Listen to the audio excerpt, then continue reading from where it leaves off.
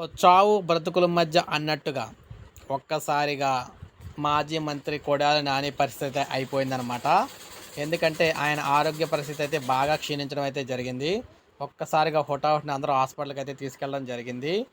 AP మాజీ మంత్రి వైకాపా నేత కొడాలి నాని అస్వస్థకు గురయ్యారు. నగరంలోని గచ్చిబౌలి ఏఐజీ ఆసుపత్రిలో ఆయన అయితే చేరారన్నమాట.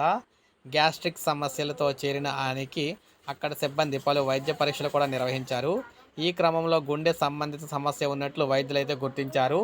కొడాలి నానికి చికిత్స కొనసాగుతూ ఉందన్నమాట. సో చావు బతుకుల మధ్య అన్నట్టుగా పరిస్థితి అయితే తయారైంది దాని పరిస్థితి. సో మామూలుగా గ్యాస్ ట్రబుల్ అనుకున్న హాస్పిటల్ జాయిన్ అయితే గుండె సమస్య అయితే ఉందని చెప్పడంతో ఆయనకైతే ట్రీట్మెంట్ అయితే జరుగుతూ ఉందన్నమాట. సో ఈ విధంగా ఆయన ఆరోగ్య పరిస్థితి ఆందోళనకరంగా ఉండడంతో అభిమానులందరూ కూడా సో కొంతవరకు భయాందోళనకు అయితే గురవుతున్నారు.